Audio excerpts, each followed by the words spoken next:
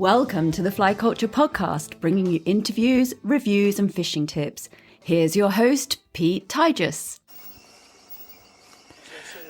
Welcome back, everyone, to this week's Fly Culture Podcast. You may hear the sound of a fishing truck in the background. That's Paul Jennings launching his boat, because this is going to be another one on the water. And this time I'm after mullet, and I've got some mullet experts with me. I've got Colin Macleod, who's been a guest on the podcast before. I've got Paul Jennings and Martin Webster as well from Selector Fly. So I'm in really, really good hands.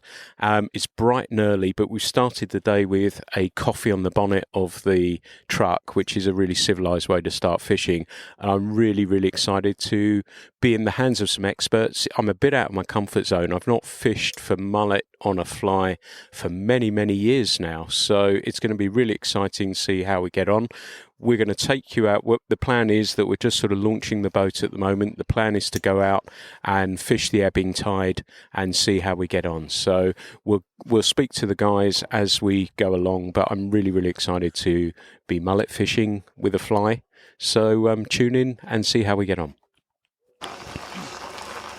So we're just getting into our gear at the moment, and Colin and I have just been chatting away. But Colin, what do you think for today? It's bright and early. It's not even 7 o'clock yet. But what are your thoughts for today, and what is the plan?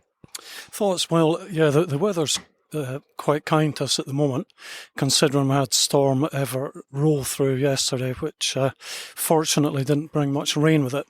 Rain is more of a problem than the wind, I think. Hopefully that'll be the case as we get out there today. But the plan is, the ebb's just sort of starting now, so we're going to follow that down into the estuary, come to a large sandbank, and that will be our first stop of the day. The water will be still quite deep at this point in time, so the tactics we'll use is employing a heavier than normal fly in the point to get the fly down to the area the fish will be sitting in, and we'll be fishing relatively deep water, maybe 2 to 3 feet deep, as opposed to the normal 6 to 12 inches. So we'll see how we get on.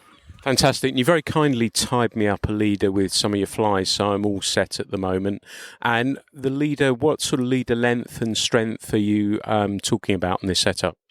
I use 0.22mm fluorocarbon. It's Grand Max Soft Plus, so that's about 10.4 pounds. Never been snapped off at that breaking strain. I've played around with 8 pounds, 9 pounds, and unfortunately been broken off a few times. So 10 seems to be the magic number. The length of the leader, I would say 12 to 14 feet is what I prefer. You can use straight through fluorocarbon, no problem at all, because you're only turning over small flies. I like to use an old bonefish leader, about 7 feet long, which is tapered, and then I add another 7 feet of fluorocarbon just by loop-to-loop connection. I like just one dropper, and I keep that dropper very short because I tend not to change the fly on the dropper, and a short dropper reduces tangles when you're fishing in a windy environment. So it's just a point fly that changes. Perfect. And you'd said that you handed me another fly as well, so the leader is set up with a couple of flies on it at the moment, and like you say, the dropper fly you don't change, the point fly is slightly heavier, and I guess the other one you handed me is a little bit lighter. That's right. For later in the ebb, when the sandbank's shallow off and you're only fishing in maybe a foot of water, then we'll take off the heavier fly and replace it with a lighter fly, because it pays to be able to drift the flies from slightly up above where the fish are sitting, because if you land the fly line close to where they are, they may become a little bit unsettled. If you can go up current from them and then just let the flies drift down, even for 10 or 15 feet, and then retrieve, they seem to be a bit more amenable. That's a really, really good tip, actually, for anyone who's listening. And yeah, I'm super excited to give this a go. And like I say, I've got coffee coursing through my veins at the moment, so I'm probably going to cast like a maniac to start with. But it looks, as Colin said, the weather's a lot nicer today. I'm sort of fresh back, and we were chatting off mic, and I've been fishing for salmon. So he was saying is it the golden greys? The golden grey mullet are the ones that are really tricky. So I've come from salmon to another fish that's going to be an interesting one to try and tackle. So I'm really, really looking forward to that. I've got to go and congratulate Paul on some magnificent reversing with his truck and getting the boat into the water now. But we're going to load the stuff up into the boat and see how we get on. Lucky, I guess. I'm just talking now with Paul Jennings, and like I just said, I wanted to congratulate him on some magnificent reversing. The boat there has just been loaded down. Congratulations, bud. That was fantastic skill. Thank you, sir. I guess I got lucky this morning. I'm not awake yet. And thank you for the coffee as well. It's a really civilised way to start the day, isn't it? It's an absolute must. I wouldn't be here otherwise. And tell me about the boat as well, so people can picture. We're sort of just in a small area where people have parked up their boats and stuff like that. But what are we going to be riding on today? We're going to be in a 22-foot open console conic. Quite a big boat. Steep draft, open console, plenty of room. Absolutely ideal for what we're doing. And it's a really good people carrier too. Fantastic. Well, let's hop aboard and see how we get on. So I'm just talking now with Martin Webster from Selector Flies, and he carries a range of Colin's patterns. And I was interested to know, Martin, that a lot of people are talking about mullet and some of these more esoteric fish species. Have you noticed in the last few years more and more people sort of buying these sorts of patterns from you? Definitely. We've sold more, especially this year when people can't get away. We've sold more mullet and bass flies than ever before, and the underlying pattern is of growth. And this year, with people unable to fly away, it's really grown very quickly. And I do a lot of bass fishing. I don't know how many bass I've caught. It's nearer 3,000 these days on the fly than 2,000. I used to say it was 2, but it's a lot more than that. And we've been very fortunate to sort of pick up with Colin very early on in his sort of journey. And at that stage I thought, well, no one else is doing it, so why don't we offer authentic tyings of Colin's flies? And he's quite difficult because he uses odd materials, and so we have a regular order going to hens in the Czech Republic because everything is tied exactly to Colin's recipe, which would be great if he didn't keep changing the recipes. One of those nice problems to have, I guess. But that's, I guess, testament to you, that because I guess it would be easy to go down a route and go, well, that looks roughly like it, and then put out a fly that probably you're not happy with, Colin wouldn't be happy with. But it's lovely to hear that you're actually copying the recipe 100%. Yeah, I mean, it's something we try to do throughout our business. If we're tying, I don't know, a salmon fly like a Calvin shrimp, I'll find out whose fly it is, and I'll find out the authentic recipe for it and or dressing, and that's what we want to do. And very much with Colin's mullet flies. Everything's all on Camasan hooks. Colin sometimes uses different hooks, but Camasan we stay with. They're tried and trusted. And the hens materials and all the other stuff. But it's always, and I'm fortunate to have this association with Colin, so it's sort of first hand, and I'll be looking in his fly box and think, you've changed that one, Colin. So I can actually see what's happening rather than just sort of sit in an office dreaming of what's happening or thinking I know what's happening. That sounds great. Well, I reckon the boat's on and running now. Shall we go and see if we can catch a mullet? I think we should. So we made the short journey out on the boat to the first flat, I guess is the best description. It sort of kind of reminded me of the times when you could travel and the times when you're on a foam fishing trip and you're sitting in the front of the boat full of expectation, the sun's rising. Just the water's a little bit cooler, isn't it, Cole? Yeah, it feels a little bit cool today, maybe after the rain yesterday, but it's lovely and clear. The clarity's just perfect. Absolutely. And what's the plan? Plan is, well, we're on the first sandbank now, so we're going to cross to the far side of the sandbank and then walk to the very far end, so we're not disturbing the fish that are on the side we're at present, and then we'll cut across at the top end of the bar and work our way down with the current, just drifting the flies in front of us towards any fish, and then a fairly quick, short retrieve to try and get a take. Fantastic. And that's, is a saltwater angler with vast expanses of water. it's interesting to hear how stealthy the approach actually is, because I guess it would be easier, as I say, that we're looking at a lot of water right now, just to sort of wander out and throw them out there and think about where you're going to, or not even think too deeply about where you're going to go. But there's obviously a deep process to this as well, isn't there? Yeah, the water's a little bit deeper at the moment as the tide falls, so the fish are sitting in slightly deeper water. They tend to sit on the side of the bank. The current will wash over the bank, bringing any food with it, and the fish will just be sitting there waiting to intercept. So you need that slightly heavier fly to get down to them in the first instance. Fantastic. Let's see how we get on. We walked around into position and we've seen a few fish move, and now we saw some nervous water in front of us. My senses are heightened. I'm sort of pointing at anything at the moment, hoping it might be a fish, but we've seen some fish move in front of us. Cole, what's the plan here? Plan now is we're at the far end of the bar where the current's sweeping over, so we'll now follow that current down the side of the bar. As you say, we've seen indication of a few fish moving, and that's what you're looking for really, is fish moving. You just cast a little bit up current from them, maybe 10 or 15 feet, let the flies just drift down towards them, let the fish settle, and then start the retrieve, which is a short, sort of fairly quick retrieve. So we're now going to cover the water moving down the bank. Fantastic. There's line being pulled off the reel now, so it looks like the game's about to start at the moment. We spread out a little bit. Paul's just probably 60, 70 feet down. Martin looks as though he's made some casts. It looks as though he's seen something at the moment. Colin's made his first throw out of the day. And how far are we tending to cast, Col? Not too far, sort of 15 metres is far enough, I would say, at this stage, yeah. Perfect. Let's see what happens. I'll try my best to describe the scene. We're sort of spread out here. Colin's about 30 feet to my right.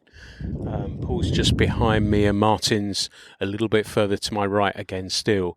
Wherever I look, there seems to be some mullet moving at the moment, and this is one of the interesting or cool things, or it may be the maddening things about mullet, that it appears that they're around at the moment, and we're just sort of covering them as best we can. It's a little bit overcast at the moment, so spotting the fish isn't that particularly easy.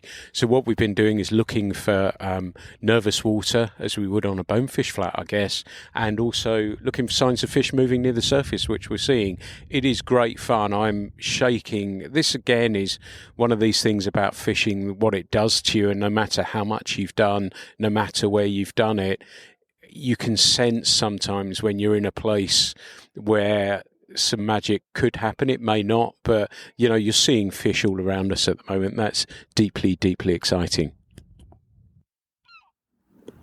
So again, it seems as though there are fish moving around. I'm just standing next to Paul at the moment, and he said he doesn't think they're on the feed at the moment. Colin said to me as well, he thinks they're probably thin lips, so you have to move the fly a little bit, whereas if they were thick lips, you would drift them.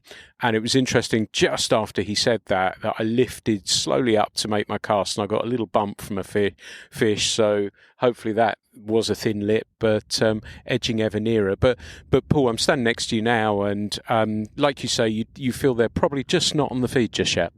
Not yet, but they could turn on any moment, and you just look out for little pods of activity. I mean, some fish will be dormant, and some fish will suddenly come alive. So it's just getting your fly on really quickly when you see any action. But there's lots of fish around, so it will happen. But like you say before, lifting off is a common method of getting fish, because thins will follow it, and you strip quite quickly, quicker than most people think, and they'll follow it right up to the rod tip, just like trout. And as soon as you lift off, you often get a strike, and then it's hell. What do you do now? Grab it in your teeth if you can. And how did this mullet madness start for you? Well, mostly I was a bass fisherman going outside down there, as you can't see it, but I'm pointing to the sea. But every time I come through, then I saw mullet everywhere, busting, birds, swans, and paddle boards even, is making what we call tsunami in the water, just mullet going mad. And I just was determined to try and catch them before I got old. So who better to call than Colin Macleod to come and show me how to fish these things? And I've been doing it ever since, about 4.5 years now. I can see how this can become addictive, I have to say. Yes. Oh, we just had one jump just there. Yeah, it's a bit cloudy at the moment, but as soon as the sun comes out and you start seeing what we're looking at, it really will come alive, and it's quite nerve-wracking at times. I'm still shaking. I don't know if that's the super strong coffee I had to start with, or I think it's probably just excitement at the moment, and really, really exciting. Now, it looks to me like Martin's got a fish on. Yeah, he's got a small bass. Yeah, so he's just releasing that now at the moment. But you probably heard Paul say that just, while we're here at the moment, that there's fish sploshing round and sploshing and everything else at the moment. So we're going to keep casting out at them. Just in front of us, I can see nervous water as well. So, yeah, really, really exciting. We edge ever nearer. I saw Colin say just a short distance away from me that he had a whack from a fish. And likewise for me as well. One of the things I was really surprised by was the severity and the strength of it. It didn't stick, but I was, amazed. And if that's a taster, that was almost enough. Sometimes that can be enough for me, those sorts of moments. But I've been absolutely astounded by how that fish took and how hard it actually was. We're just walking to another spot that the guys really do fancy. We've just been chatting, putting the world to rights about some stuff and just chatting generally. But the water's come out a little bit further now. Where we walked and where we started and got out the boat's a little bit shallower now. But we've seen odd single fish come through at the moment. And yeah, it's pretty exciting still. I know I keep using that word, but it genuinely is. And I think if you haven't tried this and you've got the ability to go and learn a little bit about mullet fishing and try it yourself, from what I've had so far, I can heartily recommend it. Get some information. Colin's written a book. We'll find out some more. We have on the previous podcast as well that gives you so much information. And it's fascinating talking to a couple of guys who are clearly on top of their game, free and open with information, and just want to help spread the word about mullet as well, which is really refreshing and wonderful to hear. Damn it. Had my first really good chance at a fish. Retrieving, felt the pull. I kept pulling on, thought I felt the weight on the fish, lifted into it, and it shook and came off. So we're edging ever nearer at the moment. We're sort of shifting around. We're looking for fish. Colin interestingly said to me that this is the second time this year he's been blind casting for fish. The sun hasn't really come out, so what we're looking for is the nervous water. We're looking for signs of fish moving, but edging nearer. Martin hooked and landed a small sea trout, and it does make me wonder, as somebody who really enjoys doing it in Denmark, if this is, I know sort of in northern Scotland, some of the islands, that catching sea trout in estuaries has been a pastime that's gone on for a fair time, and I wonder if that's something that may catch on around these neck of the woods as well, and others as well, that people will start specialising in catching sea trout in estuary sort of areas. And Colin said that he landed one the other day as well and was broken by a sizable sea trout as well. He said the river was coloured up and the water was there wasn't much clarity in it at all, so he was casting the fish that he saw boil or move, and I guess they were sea trout coming in, getting ready to run the river. So I wonder if that is something that people will look at in time. A little tip as well I picked up from Colin, if you haven't already gone down that mullet route, I asked him about detailed diaries as well, and that's something he keeps, and particularly with tide times, heights, everything else, and he's learnt a lot by looking back on a particular tide height and time and how the catches have gone with that as well. So that may be something you want to consider if you're venturing down this route as well. But edging ever nearer. The guys are split up a little bit wider now as well, so Paul's sort of fishing round by his boat. Colin's gone a long way away now, and he's wading again looking for fish, I suspect. Martin's casting out into the main flow there, so I'm going to have a wander over, go and see how they're doing at the moment. But yeah, just loving this. I would imagine if the sun's out and you're able to spot these fish as well, that must be super exciting too. We've had another turbo strong cup of coffee, which is most welcome. Thank you again, Paul.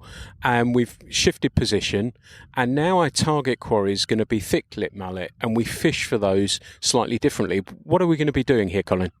Well, what we're doing is concentrating on the sort of deeper channel as the tide drops and the current gathers pace, and hopefully the thick lips will gather in that current to feed.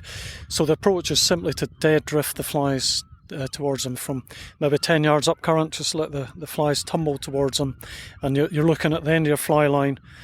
Keep your rod tip close to the water and just watch the end of the fly line. If it goes straight, then a little strip strike to set the hook, and you'll certainly know if you have one on. And you mentioned about thick lips, and it's obviously experience that you know that they're around this sort of area. Is there any advice you can give people as to how to work out what species they're actually seeing in front of them? Is there a way of doing it? I know it's very overcast today and it's hard to spot fish, and so we're relying on your experience to let us know where we're fishing and what we're fishing for. But what advice would you give somebody if they were trying to figure out what mullet they were actually after? Yeah, there are some general indicators. If the water's clear enough that you can view the fish, then thin lips have a black spot at the base of the pectoral fin. So if you get close enough, you can see that quite easily.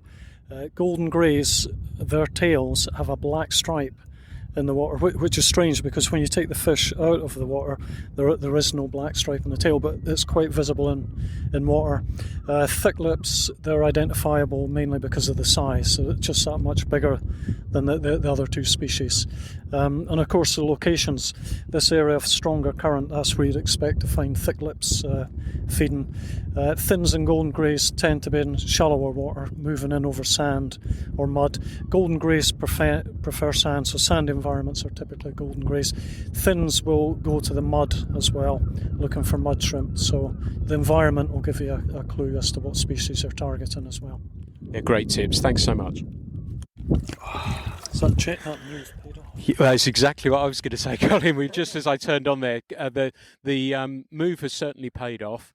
We've seen a fair few fish moving through the channel where we moved to, and it's paid off. And Martin has a fish in the net now. Many congratulations. That's an absolute beauty. Would that be a thick lip? That's a thick lip, yeah, thick lip. It actually looks like a striper bass, doesn't it, with the stripes on the sides. Absolutely phenomenal. Martin, many congratulations. I know you've done a lot of fishing, and the mullet are often described British bonefish. Would you say that's a fair description? They don't give up easily.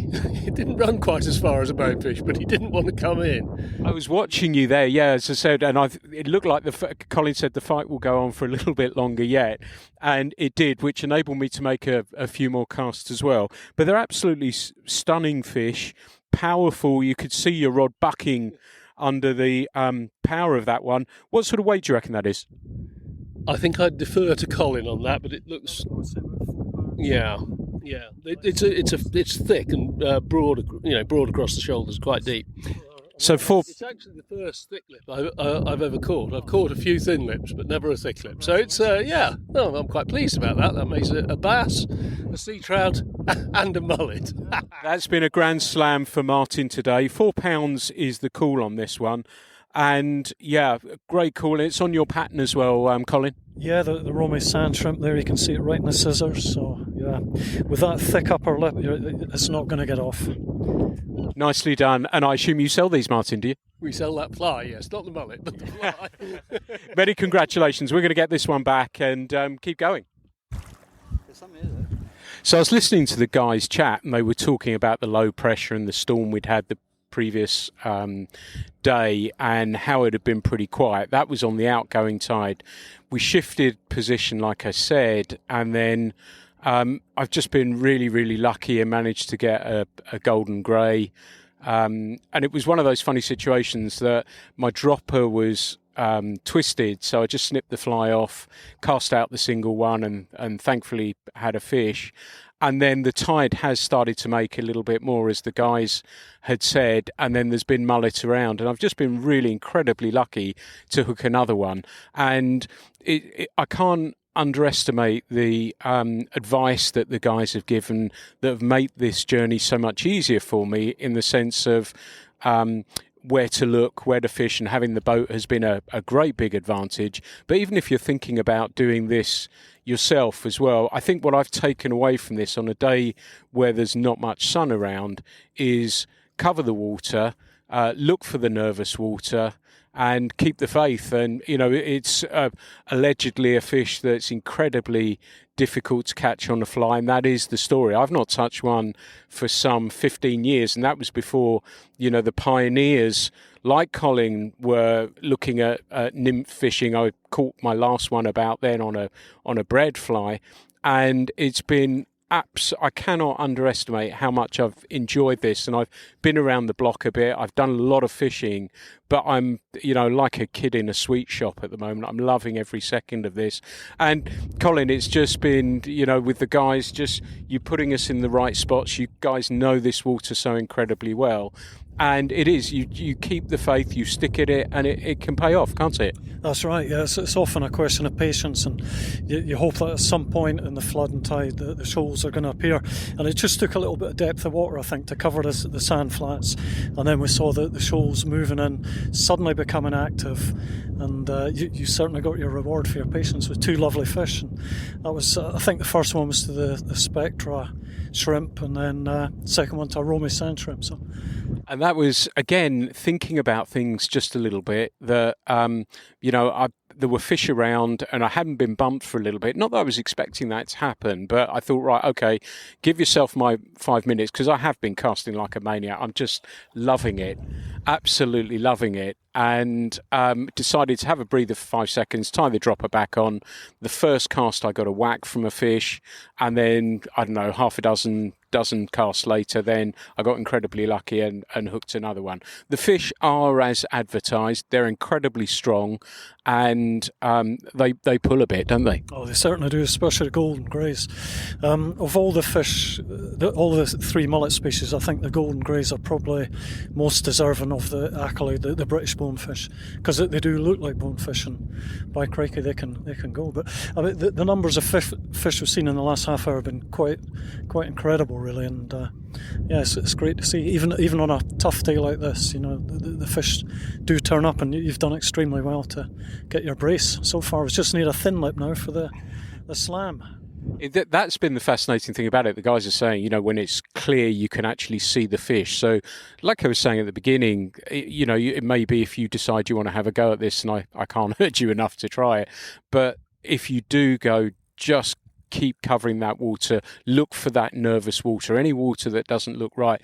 The other thing I've noticed is that the wind can swirl around a little bit, so practice as well, perhaps casting off your other shoulder or reverse casting and letting it go on your back cast, and then spend some time double hauling as well and learning to double haul. I think that'll make life really easy for you as well. But we're going to turn this off for a few seconds because we're going to fish some more. It's just too much fun. The nice thing about fishing with friends as well is if they find a spot where something's happening, they give you a shout over, and Paul did just that, and he said, look, I'm seeing some fish over here, and promptly cast out and hooked another golden grey as well, which is great news. And we were just chatting about it off mic about, you know, I used to guide a little bit of bass, and they were small sort of fish, and this one, I don't know, what was it, £1, something like that, about £1 or so. And this thing just really still pulled, and they are just a phenomenal fish. But nicely done, mate. Thank you very much, Pete, and you've done well yourself. You've earned every fish. He's got 2 fish today, by the way, and earned every one of them. He's fished his socks off, so well done, Pete. Thank you so much. But they are addictive, and I know this will keep probably coming through on the podcast, but I cannot tell you how much fun I'm having with this. The wind's got up, it's raining, I haven't got a rain jacket on. Paul said to me, do you want to go and get a rain jacket? I said, don't be so silly, fishing's on at the moment, so I don't care about getting wet. But yeah, I'm just loving every single second. The sky is dark. You can barely see out your sunglasses at the moment, but it doesn't stop. And the fish, funnily enough, I was going to ask you if there's a change in pressure, because it obviously feels like that with the wind getting up, the rain coming in. Do you detect that does make much of a difference or not? I don't think they like very bad weather, but it's only just started and they're on the feed, so it won't put them off straight away. But don't need any prolonged rain, that's for sure. Great. Well, let's get these flies unhooked and make a few more casts. Well, we've put the boat back now. We were beaten back by the weather. We had the mother load of rain come down and we decided that was it. I know Colin and I didn't have rain jackets on, but we continued anyway. You probably got the sense from this how much I've enjoyed it, and I genuinely really do mean that. I've had a fantastic company, fantastic day. The other interesting thing for me is that the talk was always about bone fishing trips and trips abroad on flats and everything else. And I think that probably speaks volumes, because it makes me think about, the fishing we've been doing today and how you're thinking about other trips, so where you've been abroad. So, I've always been not sceptical in the slightest about it, but, the British bonefish, the mullet, well, I can honestly say, yes, they are. I've really, really enjoyed it. It's a fish that pulls. It's a fish you earn. They're not easy to catch, but for me, that is the big part of the attraction. I really have enjoyed that aspect of it. We've all caught some fish today as well, and we've been incredibly lucky on that front as well. So it's been great from that point of view. The company's been excellent, chatting about life, chatting about, as I said, trips we've been on, and that is that comparison. That's definitely one of the things that's come through from me. The flies have been great as well. And Martin, I know you use Colin's patterns. If people, and I would certainly use this as a starting point for your fly patterns as well. If somebody wants to buy some of the patterns that Colin has come up with, how do they get hold of them? Well, simply go to selectorfly.com. and put in mullet flies or saltwater flies, go to mullet. And if they pick a Mullet Masters selection, they get 12 of Colin's top flies and a page of notes on how and when to fish them, written by the man himself. And the fish we've caught today have all been on flies which are in that selection. So, proof of the pudding, as it were. That speaks volumes for it. So thank you for that. So that's a good starting point. Paul, I know having the boat has given us a great advantage today. You've been an absolutely awesome skipper. I've enjoyed walking the flats with you as well. We've got, as we've discovered, that I've seen you fishing flats probably 8-9 years ago, and it's been nice to meet you and spend time with you and talk about fishing and music as well, which we share a love of that. But thank you so much for letting us travel on your boat today. It's been absolutely brilliant, and I've absolutely loved fishing with you today. So thank you so much. My pleasure. It's been a privilege to fish with such great fishermen, all three of you. Absolute amazing skills, because this was not easy, and we all caught fish, and that's testament to your skills and your hard work. And hopefully you're picking up these seagulls to show that we're near the salt somewhere, and it's been great. Thanks very much. I'll have a nice memory of this trip, because a seagull's taken an almighty shout on the bonnet of my car. So I won't be forgetting this trip for quite some time. Hopefully the paint will still be intact by the time we get there. But Colin, it's been lovely. I know you've been on the podcast before, but it's been an absolute pleasure to fish with you two today, and to be able to pick your brains and see how you think about the fishing. It's been wonderful. I know you have written a book about mullet fishing, which, again, if you're thinking about this, take the shortcut, buy the book, learn about mullet fishing from somebody who's out there doing it.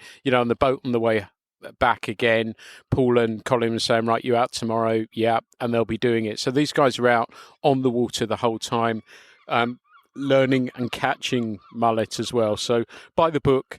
Cole, it's been absolutely brilliant to catch up with you. So Cole, if anyone wants to get hold of the book, where can they get hold of it? It's available from Cockybunda Books, and also through Amazon, and Sportfish sell it as well, and I think Orvis stores sell it also, so quite widely available. Excellent. And you also run a mullet Facebook group as well, which I've seen, because some aspects of fishing I've seen over many, many years can sometimes be a little bit secretive, but you're always there to help and advise people, and I know people are ask questions on there too, and you're always there for help and advice. How can people find that? Should they use Facebook? It's called Mullet on the Fly, again, Facebook group. So, it's almost 6,000 members, which is quite impressive because the equivalent bass on Fly UK pages only got about 3,000. So that's a bit of a shock, really, isn't it? That's a lovely, great growth as well, and that speaks volumes for it. And I know you're one of the people who've been behind a lot of this massive growth that we've seen. Long may it continue. I hope this podcast does act as some sort of catalyst for you to consider giving this a try. Like I say, I can't recommend it enough. You don't need a whole lot more stuff. You know, if you've got a 5-6 weight, even a 7 weight rod, that's going to be absolutely fine. Just get the flies, buy the book, and then you're going to be well on the way to know where to look. And like I say, I've absolutely loved this. So hopefully that's come across. I'm sure it probably has. And as ever, there'll be lots more podcasts coming very soon. But thanks again for listening to the Fly Culture podcast. The Fly Culture podcast is brought to you in association with Fly Culture, a quarterly print magazine. For more information, please visit flyculturemag.com. You can also find Fly Culture on Instagram, Facebook and Twitter.